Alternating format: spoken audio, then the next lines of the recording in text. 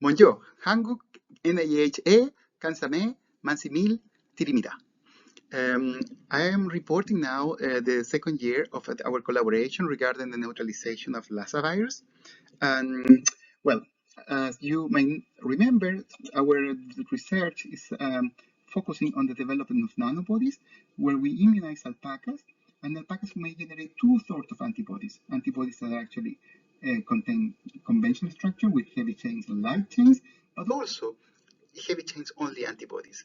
What we do in our laboratory is to collect those antibodies, the cells that actually produces antibodies, prepare RNA, and then we construct libraries in bacteria with 10 millions of lymphocytes to isolate single monoclonal nanobodies. So the objective of this project is to neutralize, to immunize alpacas with an antigen developed at the outset of the University of Queensland, and further we are aim to chase or to use the same antigen of Lassa4 to isolate nanobodies and then to optimize the production and to test neutralization of Lassa virus. Of these variants and perhaps others.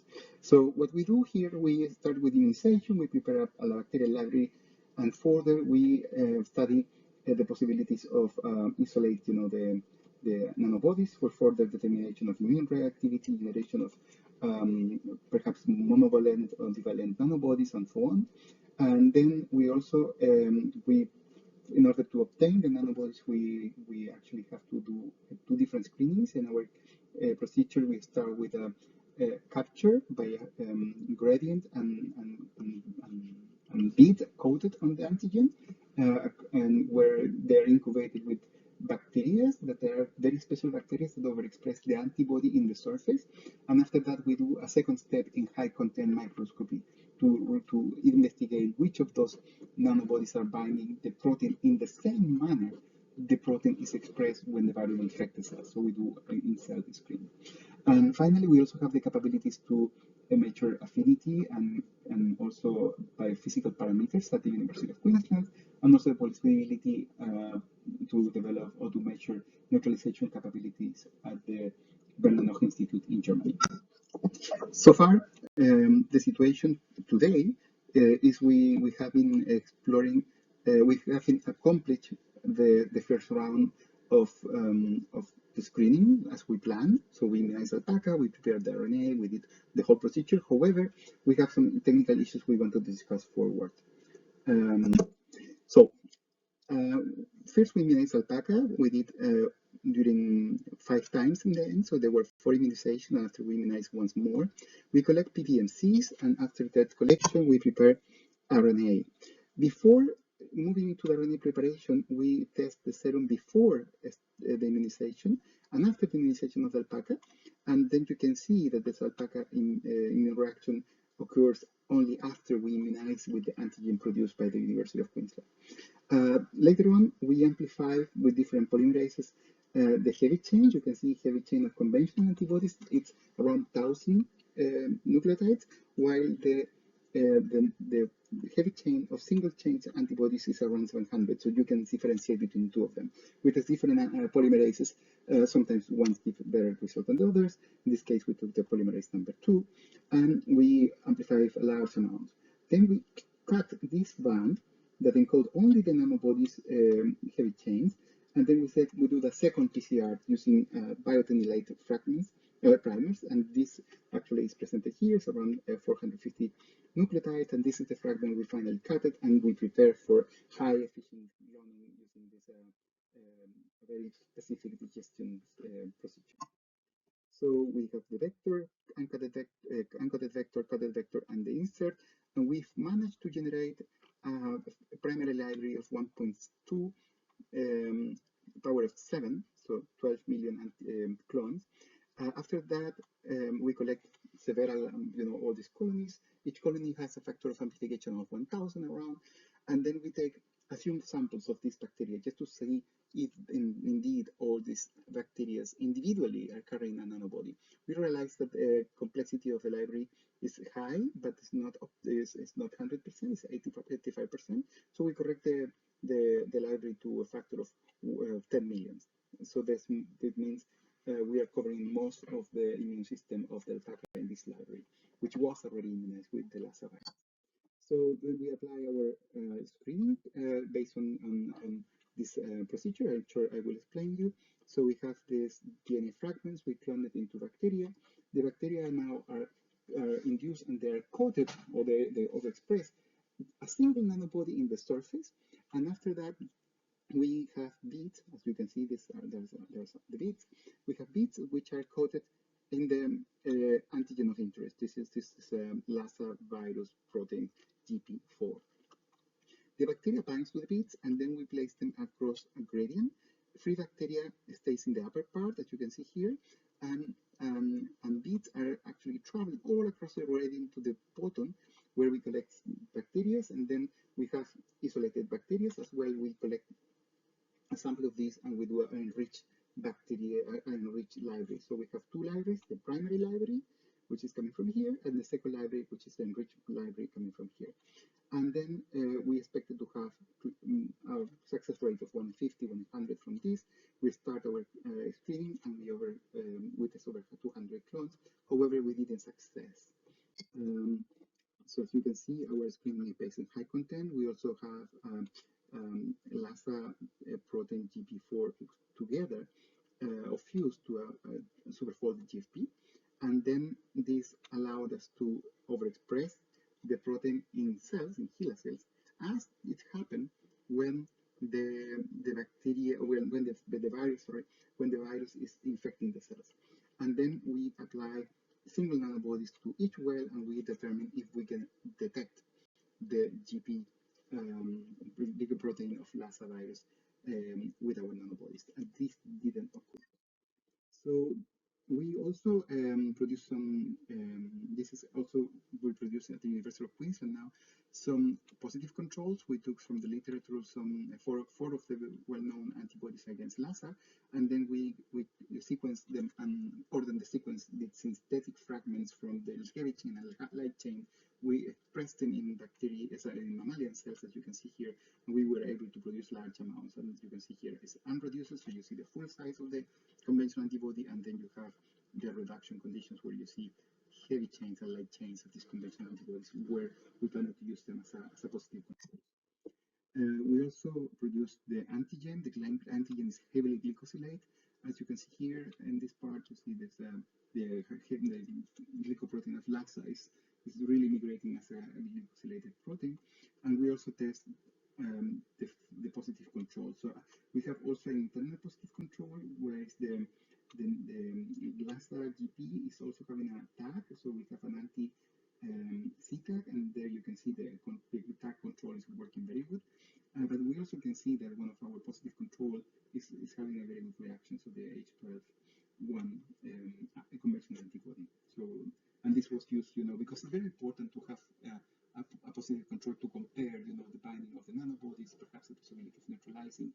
And this is also interesting that we have now a new tool that you can also use if you need. We can actually forward to you certainly large amounts of this antibody for your research. Then we also, as I mentioned to you, for example, we didn't know why our screening and the secondary screening didn't work so far, so we're still ongoing with the screening, but we decided to do some controls internally. So we took the whole library of these nanobodies that actually express in the surface of the bacteria, and we take them, we amplify them again, and we reclone them as a library, complete library, into two different vectors. One vector is producing the nanobodies, as you can see in yellow, together with an FC of IgG1. So now we have a B functional, or no, it's a B functional, it's a dimeric, let's say, nanobody FC, or a monomeric FC. And now we have the full library, the library in the beginning, with 10.2 10 million antibodies, and then we have also the primary screening library, so the one that is run after the capture of affinity, and then we clone all the antibodies into these two libraries. We also run the library with the FC or the monomeric, and the enriched library or the monomeric, and then you can see here is with reducing agents and without reducing agents, and then, as expected, the monomeric the monomeric FC library is actually running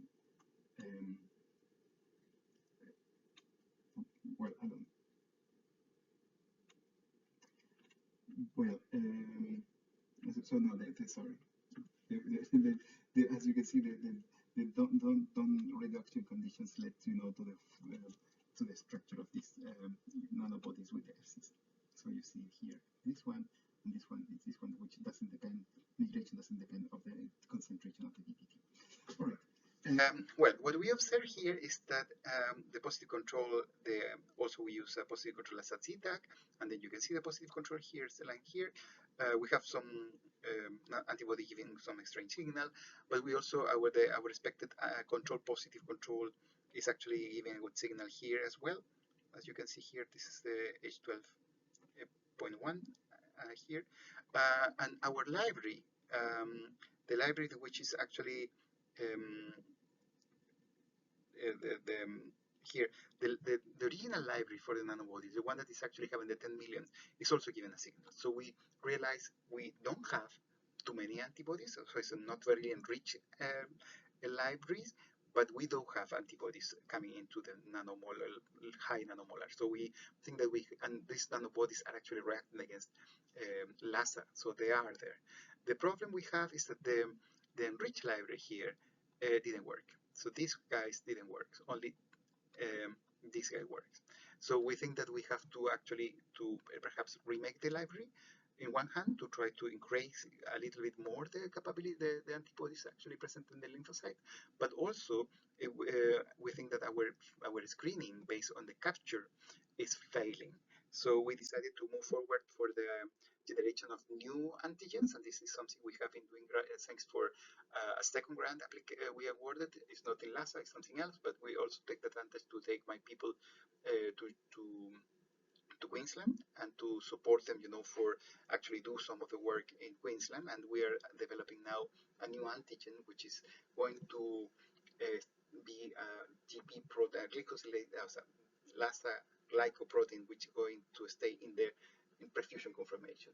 This is something we have observed in other of our projects.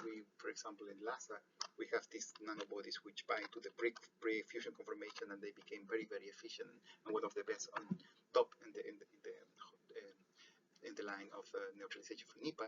So we are now going a little bit back with the neutralization of with this generation of an antigen, which is going to stay in the pre-fusion conformation that will allow us to stabilize into the bead and perhaps, to enrich finally, the library we have. So we know in this situation is not the perfect situation, but actually we realize also, that LASA is a sort of more complicated protein, is small and glycosylated. Somehow this make the life a little difficult. But we know now that alpaca, at least with the crude library, is having some nanobodies that recognize it. So we are trying to put more effort, and try to find a better way of capture those nanobodies and isolate it as soon as possible. Well, so this is actually the output of the conference, the second year. So the alpaca's response, the library was generated as planned. We did the chasing as planned, screening 1, screening 2. The production of the final output, unfortunately, is not the one we want to do, but we are actually solving this issue. The production of the human monoclonal antibodies is also as a positive control, is a good news. So we have something to compare, and there's also some resources, for you as well if you need it. We also generate this nanobody polyclonal fusion, so we know now that the library contains nanobodies, because now we can split from the conventional antibody to nanobodies, and this library has only nanobodies, and these nanobodies are recognizing the glycoprotein of LASA. And finally, we are doing, these mutations for there are several mutations on the structure of the LASA GP, and the idea is to try to have it done in the next few weeks. Well, problems. Well, so as mentioned, we have to refine the screening, and this is something we are on it. And the budget, as I provided to you, which is just in dollars. So we have some rates and service, and actually service are part of people, that I pay part-time to work in the project as well. So this all this detail in the final finance report we sent it to you, and 2 days ago. Couriers, which is important to send samples, from Australia to Chile and Chile to Australia. some personal people that work for my team as well, but they're veterinarians, working for me and immunizing animals. The administration fee, and the University of Queensland, we pay the first half of the second year, and we are waiting for the second quote to pay the other 15,000 that we have to allocate to them. So we spend all the money. This is good news. So this is currently 70% of the total funding allocated for us for this year. And others, as I mentioned, we awarded another grant. This grant allowed 3 people of my team to go there to work, and also myself. So you can see Dr. Ariel Isaac is a postdoc by Daniel Watterson, as well as Alberto Amarilla and Napak Morirand. He's another postdoc from another lab working in inflammation, and me, where I have the possibility to stay there for a week, discuss, all the LASA issues and the stabilization, how we're going to do with stabilize antigens in the future. And well, that's it. I hope you have understand what I actually summarized in these 15 minutes. And I hope if you have any question, just please contact me. Thank you very much. Annyeonghaseyo.